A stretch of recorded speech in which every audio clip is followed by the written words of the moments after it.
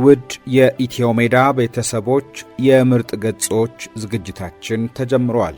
ዛሬም በምርጥ ገጾች ዝግጅታችን ሌተናል ኮሎኔል ብርሃኑ ባየ ያልታሰበው የሕይወቴ ፈታኝ ጉዞና የኢትዮጵያ አብዮት ተሳትፎዬ በሚል ርዕስ ካሳተሙት መጽሐፋቸው የመረጥንላችሁን ታሪክ እናቀርብላችኋለን። ውድ ቤተሰቦቻችን ቻናላችንን ሰብስክራይብ፣ ላይክ፣ ሼር እንድታደርጉ ሐሳብና አስተያየቶቻችሁንም እንድታጋሩን በአክብሮት እንጠይቃለን።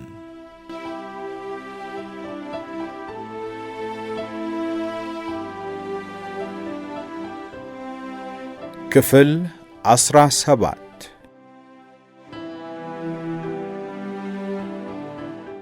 የመፈንቅለ መንግሥት ሙከራ። ሰራዊቱ በፓርቲው በመንግሥትና በጠቅላላው በአመራሩ ላይ ያለው እምነት ቀስ በቀስ እየተሸረሸረ ሄዷል።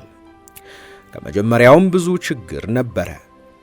አንደኛ፣ ሰራዊቱን እየወከሉ የደርግ አባል በመሆን ሥልጣን የጨበጡት ከተራ ወታደር እስከ ሻለቃ ማዕረግ ያላቸው ብቻ ነበሩ።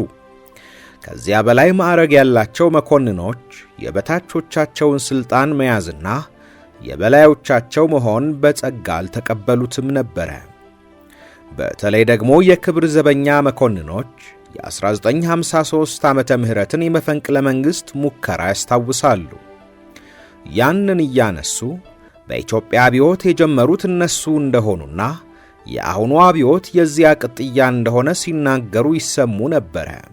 የአሁኑንም አብዮት የመምራት ፍላጎታቸው ሊሳካ ባለመቻሉም ቁጭት እንደነበረባቸው መገመት ይቻላል። ይሁን እንጂ ደርግ ከመጀመሪያው ጀምሮ የወሰዳቸው ጨካኝና ቆራጥ እርምጃዎች ሁሉንም አስደንግጦታል። ሁሉም አመራሩን አሜን ብሎ ተቀብሎ የታዘዘውን እንዲፈጽምና ሌላ የአመጽና የተንኮል ሥራ እንዳያስብ ማስጠንቀቂያ ሆኖ ነበረ። ዋና ዋናዎቹ ማስጠንቀቂያዎችም ቀደም ብሎ በአርሚ አቪዬሽንና በምድር ጦር መሐንዲስ መምሪያ ላይ፣ ወደ ኋላ ደግሞ በአየር ወለድ ሰራዊት ላይ የተወሰዱ ፈጣንና ቆራጥ እርምጃዎች ነበሩ።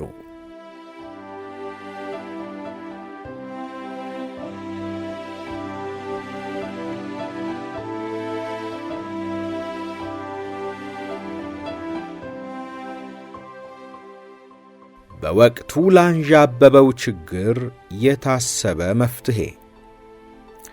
ቆየት ብሎ ኢሰፓኮ ሲቋቋም ደግሞ ከፍተኛና ቁልፍ ቦታ ላይ ያሉ መኮንኖች የማዕከላዊ ኮሚቴ አባል፣ ሌሎችም የድርጅቱ አባል እንዲሆኑ ተደረገ። ካድሬዎቹም በሰራዊቱ ውስጥ በብዛት ተሰራጭተው መሠረታዊ ድርጅቶችን በማዋቀርና አባላትን በመመልመል ቅስቀሳ በማድረግና ትምህርት በመስጠት አብዛኛውን ሰራዊት የፓርቲና የመንግሥት ደጋፊ አድርገውታል። ከዚህም ሌላ በሰራዊቱ ውስጥ ሁለተኛ መምሪያ በመባል የሚታወቀው ስለ ውጊያ መረጃ የሚከታተለው ክፍል ነበረ። በተጨማሪም ወታደራዊ ደህንነት የሚባል ራሱን የቻለ ሰራዊቱን የሚከታተል አዲስ ዘርፍ ከላይ እስከታች ተዋቅሯል። ይሄ ተቋም ተጠሪነቱ በይበልጥ ለደህንነት ሚኒስትሩ፣ በከፊል ለመከላከያ ሚኒስትሩ ሆኖ ስለሚሠራ በሰራዊቱ ውስጥ ማንኛውም እንቅስቃሴ ወዲያውኑ በፓርቲውም በወታደራዊ ደህንነቱም መዋቅሮች ስለሚደረስበት በእንጭጩ ይቀጫል ወይም ፈጽሞ አይሞከርም። ይሁን እንጂ ይሄን የመሰለው ጥብቅ ቁጥጥር ችግሮች፣ ብሶቶችና ቅሬታዎች ለጊዜው እንዲፈቱና ተቀብረው እንዲቆዩ ያደርጋል እንጂ ለዘለቄታው እንዲጠፉ ሊያደርግ አይችልም። እንዲያውም በግልጽ ወጥተው መፍትሄ እንዲያገኙ ውስጥ ውስጡን እየተብላሉና እየተባባሱ በላይ በላዩም ሌሎች ችግሮች እየተጨመሩ ወደ ባሰ አደገኛ ሁኔታ እንዲያመሩ ያደርጋል። በሰራዊቱ አባላት መካከልም አለመተማመንን ያሰፍናል። ይሄ ደግሞ ለሥራ ከፍተኛ እንቅፋት ይሆናል። የማይተማመኑ ሰዎች እንዴት ውጤታማ ሥራን ሊሰሩ ይችላሉ? በመሆኑም በየጊዜው ውድቀት ይደርሳል። ውድቀቱም የሰራዊቱን ሞራል ይጎዳዋል። በዚህ ላይ የወንበዴው ፕሮፓጋንዳ ኃይለኛ ነበረ። ጦር ከፈታው ወሬ የፈታው እንዲሉ ፕሮፓጋንዳቸው መርዘኛና ጦር የሚፈታ ነበረ። በእርግጥ በወገን በኩልም ይሄንን ለመቋቋም በሰራዊት ውስጥ በሚገባ ተዋቅሮና ተደራጅቶ የጠላትን ፕሮፓጋንዳ መቋቋም ብቻ ሳይሆን የወንበዴውንም ሰራዊት ለመፍታት ጠንክሮ የሚሰራ የፓርቲ ወታደራዊ ፖለቲካ ክፍል ነበረ። ይሄ ባይሆንማ ሰራዊቱ ከወንበዴዎች ድርጅቶች ብቻ ሳይሆን እንደ አሜሪካ ድምፅና የጀርመን ድምፅ የመሳሰሉ የምዕራብ የፕሮፓጋንዳና የስለላ ዘመቻ እንዲሁም የአረብ ሀገሮችን ተመሳሳይ ቅስቀሳ ተቋቁሞ እስከዚያ መዝለቅ ባልተቻለ ነበረ። ይህም ሆኖ በራሱ በሰራዊት ውስጥ ያለው አዲስ አወቃቀር ችግር ፈቺ ብቻ ሳይሆን ችግር ፈጣሪም ነበረ።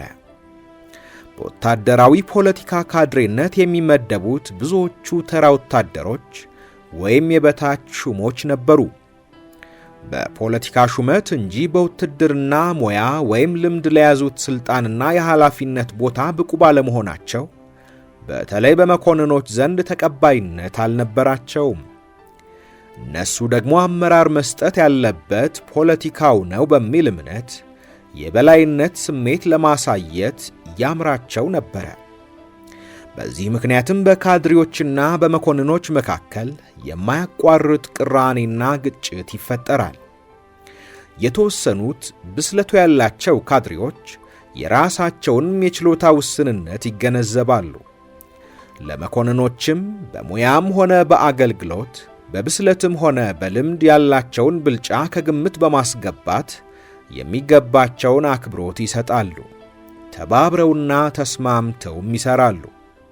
ሌሎቹ ደግሞ የዚህ ተጻራሪ ድርጊት በመፈጸም ችግር ፈጣሪ ሆነው ነበረ። በአዛዦችና በመኮንኖች በኩል ካድሬዎችን እንደ ጠባያቸው ችለውና አግባብተው ወይም የእነርሱን የበላይነት አሜን ብለው ተቀብለው የሚኖሩ ያሉትን ያክል ሁኔታው ፈጽሞ የማይዋጥላቸውና ክብራቸውን ላለማስደፈር የቆረጡ ነበሩ።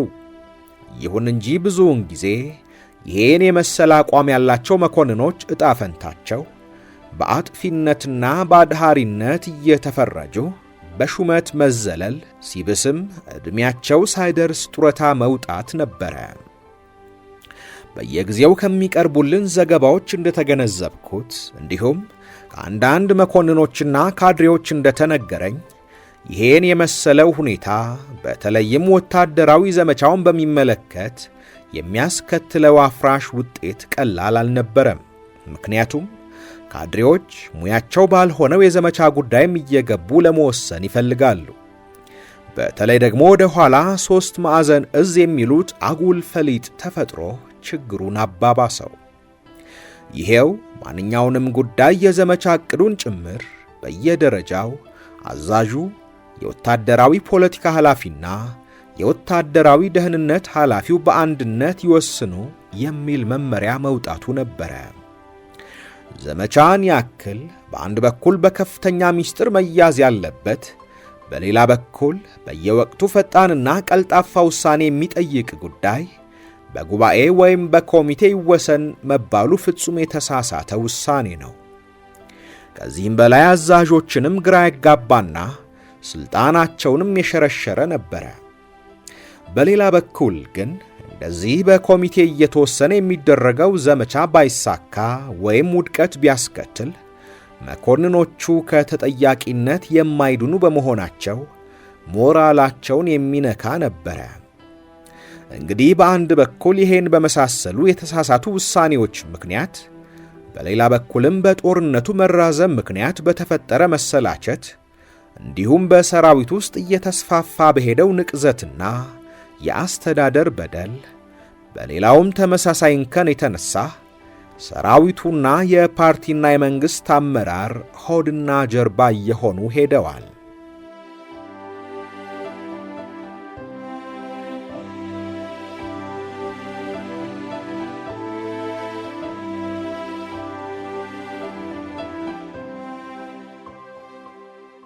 ግንቦት 8 1981 ዓመተ ምህረት መንግስቱ ለኦፊሴል ጉብኝት ወደ ጀርመን ዲሞክራቲክ ሪፐብሊክ ይበር ነበረ። በዚያ ጉብኝት ባለቤቱና የመጀመሪያ ልጁም አብረውት ነበሩ። ከባለስልጣናት የገንዘብ ሚኒስትሩ ጓድ ተስፋዬ ዲንቃ፣ የፓርቲው ወታደራዊ ፖለቲካ አስተዳደር ጸሐፊ ጓድ ሜጀር ጀነራል መስፍን ገብረቃል፣ የመከላከያ ሚኒስቴር የድርጅት ክፍል ምክትል ኃላፊ ሜጀር ጀነራል አበበ ወልደ ማርያም፣ የፓርቲው የውጭ ጉዳይ መምሪያ ኃላፊ ጓድ አሻግሬ ይግለጡና እኔ ነበርን። የልዑካን ቡድኑ ከቀኑ በ6 ሰዓት ከቦሌ በክብር ተሸኝቶ በአገሩ ሰዓት አቆጣጠር ወደ 12 ሰዓት በርሊን ሲገባ የፓርቲው ዋና ጸሐፊ ጓድ ኤሪሽ ሆኒከር ደማቅ አቀባበል አደረጉለት። ወዲያው ሆኒከር የአዲስ አበባ ሁኔታ እንዴት ነው ብለው መንግስቱን ይጠይቁታል። እሱም ስለ ጠቅላላው የሀገሪቱ ሁኔታ የጠየቁት መስሎት ደህና ነው፣ ያው ሰራዊቱ ከወንበዴ ጋር እየታገለ ነው፣ አዲስ የደረሰ ችግር የለም አላቸው። ሆኒከርም በመልሱ ግራ ተጋብተው ሊነግራቸው ያልፈለገው ምስጢር እንዳለ በመገመት ይሆናል ዝም አሉ። የበርሊን ጉብኝት የታቀደው በሶቪየት ኅብረት የፔሬስትሮይካ ለውጥ ከተካሄደ ወዲህ ጎርባቾቭ ነገሩን ሁሉ እያመሱት ነው። ባለፈው የተሰራውን ብዙ ነገር ሁሉ እያወገዙ አካሄዳቸው የማያስተማምን ሆኗል። ከዚያም በላይ ለኢትዮጵያ የሚደረገውንም ወታደራዊ እርዳታ እየቀነሱ ነው። እንዲያውም ለሚገዛው ነገር ሁሉ በዱቤ ሳይሆን በጥሬ ገንዘብ አስቀድሞ እንዲከፈል የሶቪየት ኅብረት መንግሥት እየጠየቀ ችግር ፈጥሯል። ስለዚህ ችግሩን ለማቃለል ከሆኒከር ጋር በመነጋገር እርዳታ ለመሻት ነበረ። ሆኒከር የጎርባቾቭ አዝማሚያ ትክክል አለመሆኑን፣ የሶሻሊስቱን ዓለም የሚጎዳና የሚያዳክም እንደሆነ እንደ ካስትሮ በይፋ በዜና ማሰራጫዎች አልገለጹም። ሆኖም ለራሱ ለጎርባቾቭና ለሶሻሊስት አገሮች መሪዎች በቃልም በጽሑፍም ገልጸው ነበረ። ለእኛም ይሄው አቋማቸው በአምባሳደራቸው ተነግሮን ነበረ። ሌሎች ሶሻሊስት አገሮችም ብዙዎቹ በሶቪየት ኅብረት የተካሄደውን ለውጥ በመደገፋቸውና ቻይናም ቀደም ብላ በነ ዴንግ ዚያኦፒንግ አመራር የሶሻሊስት አቋሟን ላላ በማድረግ በከፊል የገበያ ኢኮኖሚ ሥርዓት ስለጀመረች በዓለም የቀሩት ሶሻሊስት አገሮች ጀርመን ዲሞክራቲክ ሪፐብሊክ፣ ሰሜን ኮሪያ፣ ኩባና ኢትዮጵያ ብቻ ናቸው ይባል ነበረ። በመሆኑም የአሁኑ ሙከራ ከድሮ የበለጠ አዲስ የመቀራረብና የመረዳዳት ግንኙነት ለመፍጠር ነበረ። ጉብኝቱ ከፊል ኦፊሴል ከፊል የሥራ ጉብኝት በመሆኑ በሌላ ጊዜ እንደሚደረገው ኦፊሴል የራት ግብዣ አልነበረም። መንግሥቱ ከባለቤቱና ከልጁ ጋር በአንድ ሕንፃ፣ ሌሎቻችን ደግሞ በሌላ ሕንፃ አረፍን። ራት መንግሥቱ ከቤተሰቡ ጋር በመሆኑ እንደተለመደው ከእሱ ጋር ሳይሆን ባረፍንበት ቦታ እንደሚዘጋጅልን የፕሮቶኮል ሰዎች ነገሩን። በራት ላይ እንዳለን በበርሊን የኢትዮጵያ አምባሳደር ጓድ ለማ ጉተማ መጥቶ ጓድ አሻግሬን ጠርቶ ተያይዘው ወጡ። ከጥቂት ጊዜ በኋላ ጓድ አሻግሬ ተመልሶ ውጭ እንደሚፈልጉኝ ስለነገረኝ ተያይዘን ከምግብ ቤቱ ወጣን። ወዲያው ጓድ ብርሃኑ አዲስ አበባ ችግር አለ አለኝ። የምን ችግር? የመፈንቅለ መንግሥት ሙከራ ተደርጓል። እናም ጓድ ለማ ከቢቢሲ ሰምቷል ሲል ጓድ ለማ ቀበል አድርጎ አዎ፣ በጊዜ ከአውሮፕላን ማረፊያ ስንመለስ በመኪና ሬዲዮ ነው የሰማሁት። እናም ከመናገሬ በፊት ጉዳዩን ላጣራ ብዬ ነው ያልተናገርኩት አለ። ታዲያ አጣርተሃል ብዬ ጠየቅኩት። መጀመሪያ ስልክ ለመደወል ሞክሬ ነበር፣ አልተቻለም። ግንኙነት ተቋርጧል። ምዕራብ በርሊን ሄጄ ሞከርኩኝ፣ አልተቻለም። የስልኩ ጉዳይ የማይቻል ሲሆን የሬዲዮ ሰራተኛው መልእክት እንዲያስተላልፍ አደረግኩኝ። መልእክቱ መመስጠር ስላለበት እሱም ብዙ ጊዜ ወሰደ። አሁን መልስ መጥቶ እየተፈታ ነው። እናም ከመጀመሪያው ክፍል እንደተረዳ ነው ሙከራውን ያደረጉት ጀነራሎች ናቸው። ጓዶች ሁኔታውን ለመቆጣጠር እየሞከሩ ነው አለኝ። ጊዜው በበርሊን ሰዓት አቆጣጠር ከምሽቱ 4 ሰዓት ሆኗል። ወደ አንድ ክፍል ጎራ ብለን የቢቢሲን ሬዲዮ ዜና ሰማን። ብዙ የተብራራ ነገር አልነበረም።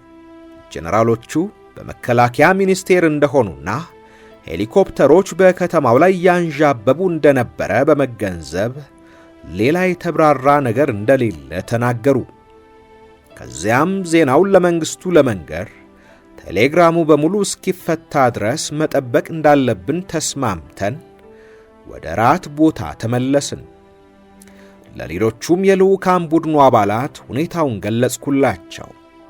በዚህ ጊዜ ጀነራል መስፍን ገብረቃል ነግሬህ ነበር ጓድ ብርሃኑ፣ ክቡር ዘበኞች ናቸው ይሄን የሚያደርጉት፣ ለብዙ ጊዜ ሲያውጠነጥኑት የኖረ ጉዳይ ነው አለ።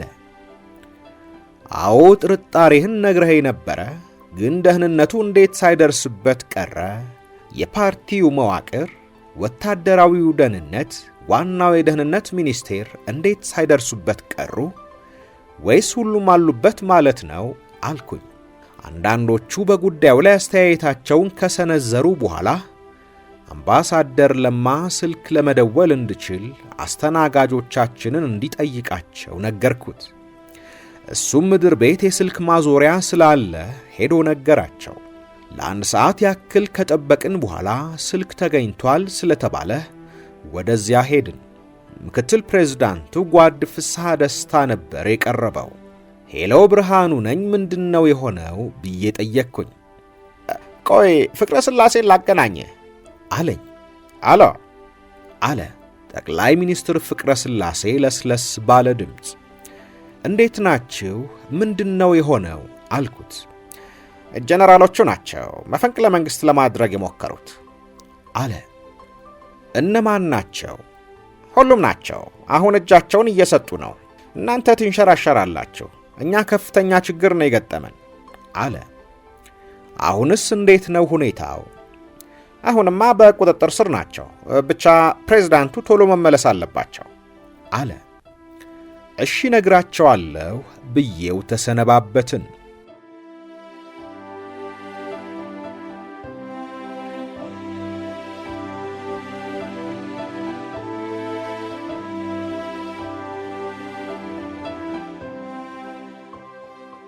ሌሊቱ እየነጎደ ነው፣ ግን ቴሌግራሙ አሁንም ተፈቶ ተተርጉሞ አላለቀም። እኛ በአንድ ክብ ጠረጴዛ ዙሪያ ከበን እናወራለን። አንድ ያስገረመኝ አጋጣሚ ከልዑካኑ አባላት አብዛኛዎቹ የዊንጌት ልጆች ስንሆን ደግሞ ሁላችንም በአንድ ወቅት በትምህርት ቤቱ ስለነበርን እንተዋወቃለን። ጀነራል መስፍን በ2 ዓመት ይቀድመናል።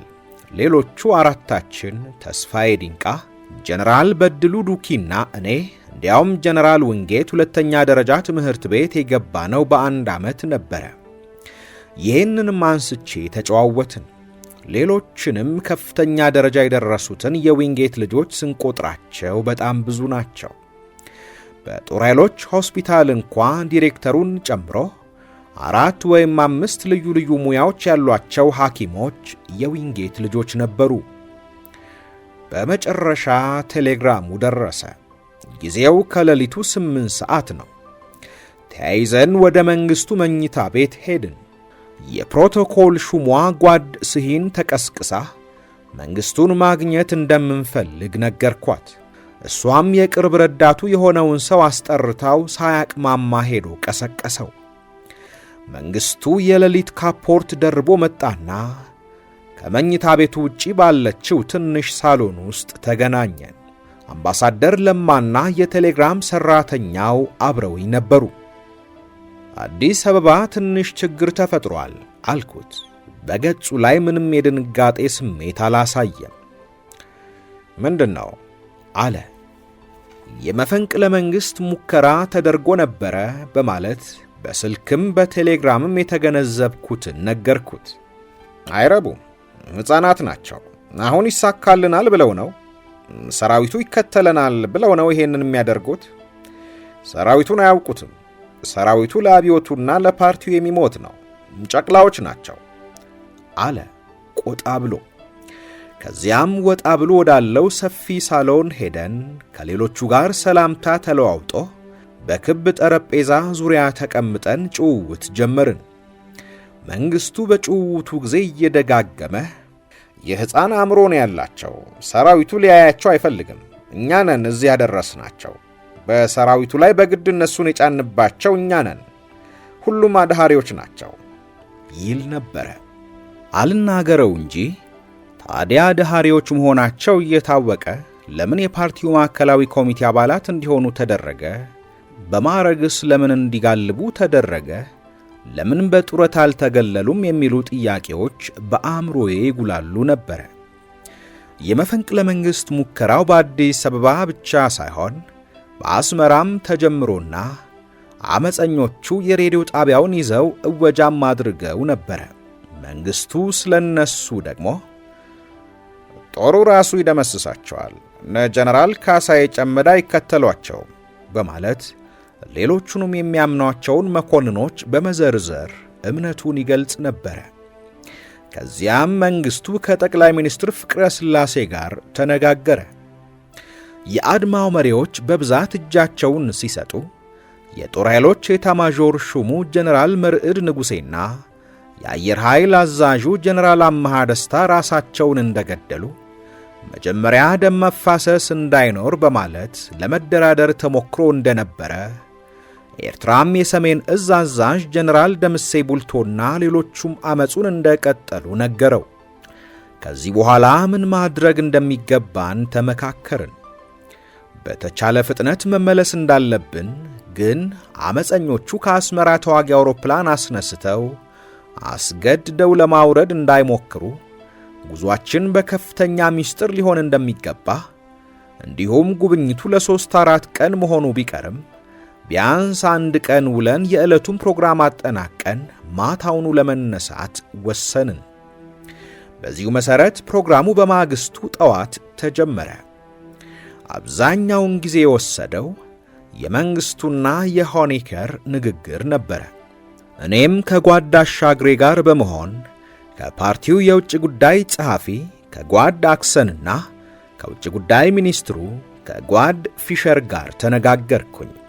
በዚህ ዕለት አንድ የቢቢሲ ጋዜጠኛ ስልክ ደውሎ ስለ መፈንቅለ መንግሥቱ ሙከራ ጠየቀኝና እንደሚከተለው ተነጋገርን። እነማን ናቸው አመጹን ያስነሱት? በከፍተኛ ደረጃ ያሉ ጀነራሎች ናቸው። አሁን ሁኔታው እንዴት ነው? ሁኔታው በቁጥጥር ስር ነው። አመፀኞቹም ተይዘዋል። ሁኔታው በቁጥጥር ስር ስለመሆኑ ምን ማረጋገጫ አለ? ጠቅላይ ሚኒስትሩን በስልክ አነጋግሬያለሁ።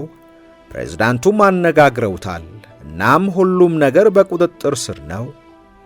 ታዲያ አመፀኞቹ ዕድል ምንድን ነው? ያለ ፍርድ ይረሸናሉ? ይሄ ፈጽሞ የማይታሰብ ነው።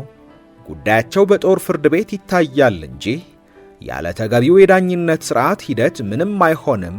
ትክክለኛ ፍርድ ያገኛሉ አልኩኝ።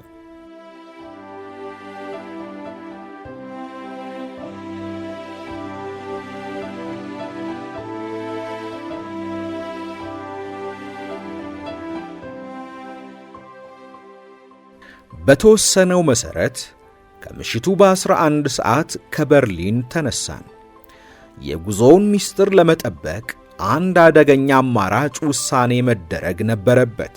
ይኸውም የበረራ አቅጣጫው እንዳይታወቅ በተለያዩ አገሮች የአየር ክልል ላይ ስናልፍ የተለመደውን ፈቃድ ላለመጠየቅ ተወሰነ።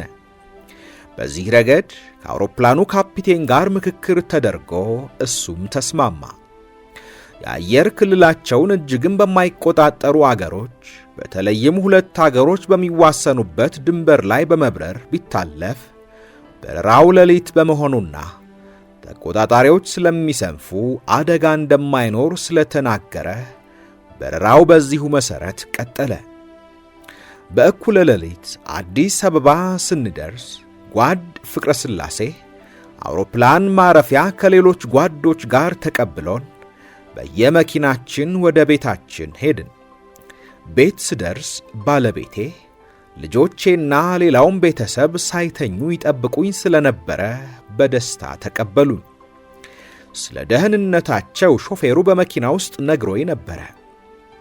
በቤት የነበረውን ሁኔታ ደግሞ አልጋነሽም ልጆችም አጫወቱኝ። በተለይ አልጋነሽ ሁኔታውን በዝርዝር እንደሚከተለው አጫወተችኝ።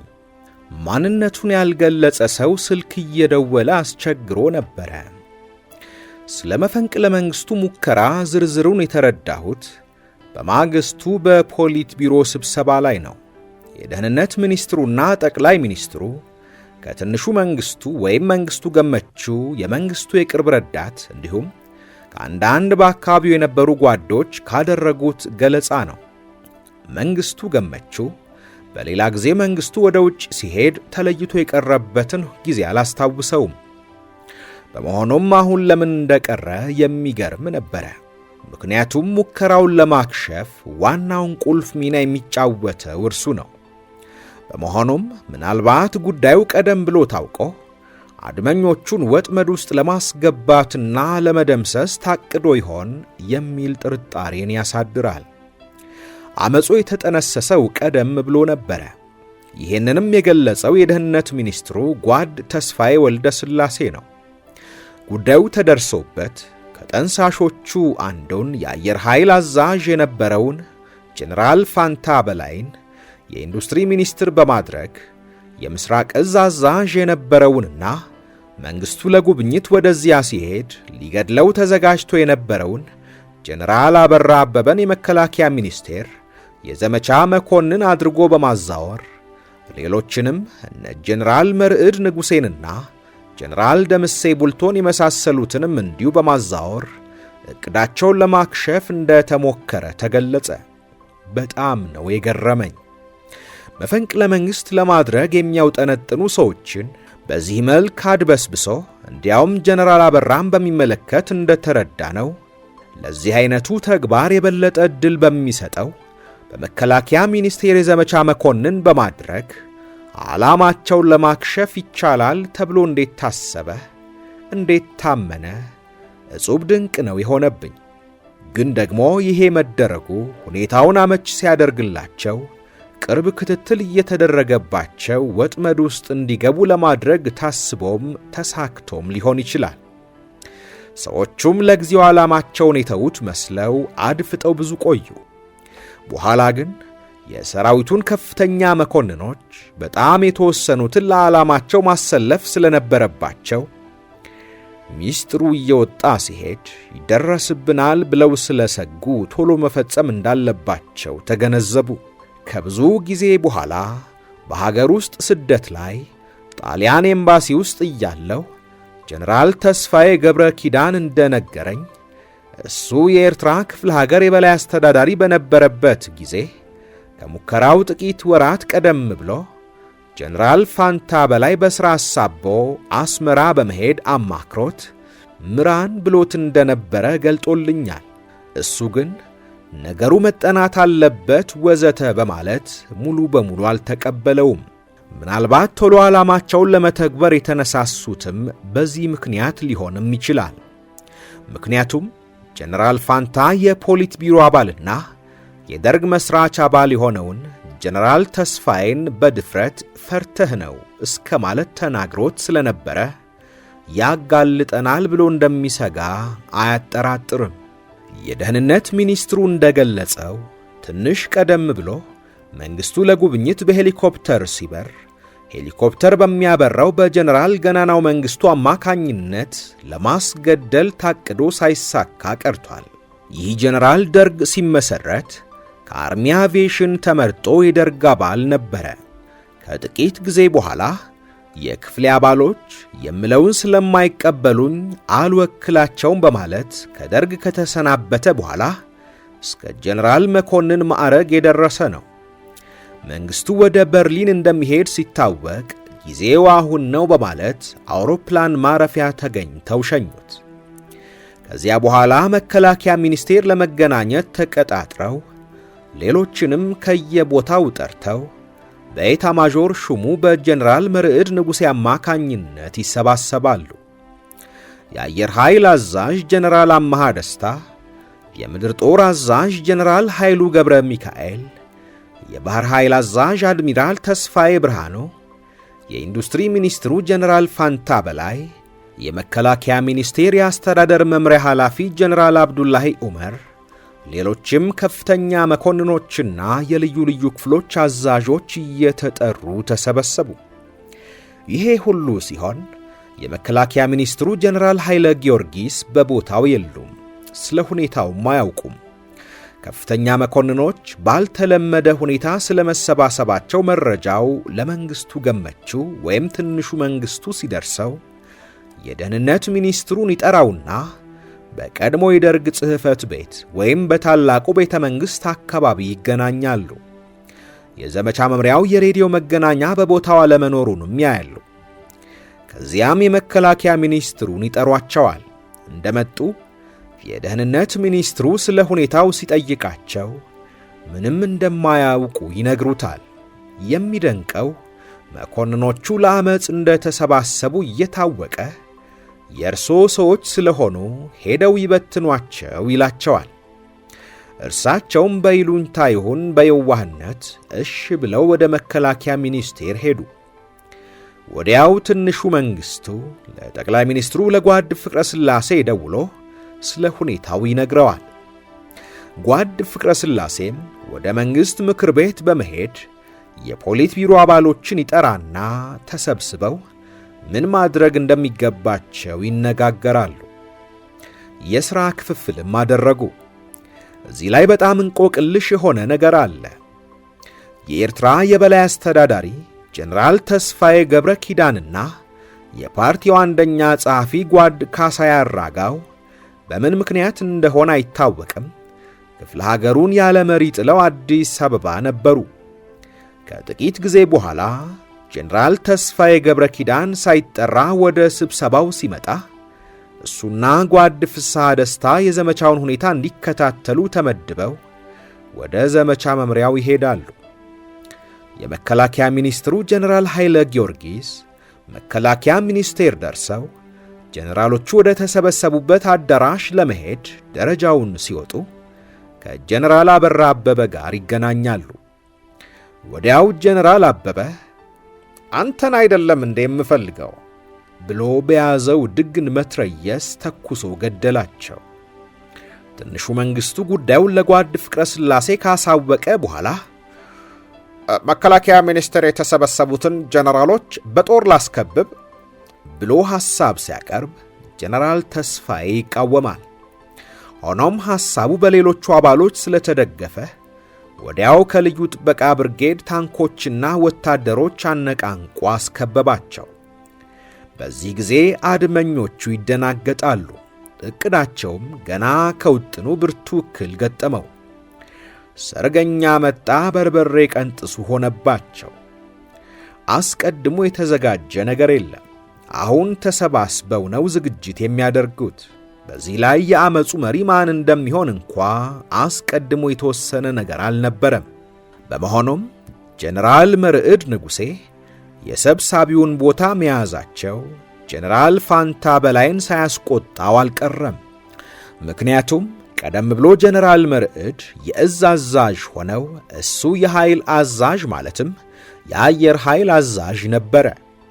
አሁን ደግሞ እሳቸው የጦር ኃይሎች ኤታማዦር ሹም ሲሆኑ እሱ ሚኒስትር ነው። በመሆኑም የእርሱ አቻ የመከላከያ ሚኒስትሩ ስለሆኑ ጀነራል ፋንታ በዚህ ሁሉ ምክንያት ራሱን የአድማው መሪ አድርጎ ሳይቆጥር አልቀረም።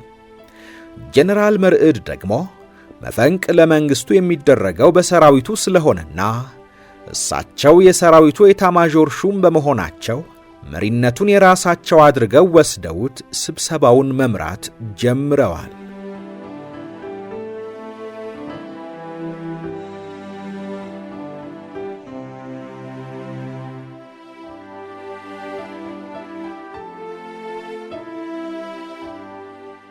ውድ የኢትዮ ሜዳ ቤተሰቦች ከሌተናል ኮሎኔል ብርሃኑ ባየ ያልታሰበው የሕይወቴ ፈታኝ ጉዞና የኢትዮጵያ አብዮት ተሳትፎ መጽሐፍ ላይ መረጥንላችሁ የምርጥ ገጾች ዝግጅታችን ታሪክ አላበቃም። ክፍል 18ን በቀጣይ ይዘንላችሁ እንቀርባለን። ውድ ቤተሰቦቻችን ቻናላችንን ሰብስክራይብ፣ ላይክ፣ ሼር እንድታደርጉ ሐሳብና አስተያየቶቻችሁንም እንድታጋሩን በአክብሮት እንጠይቃለን።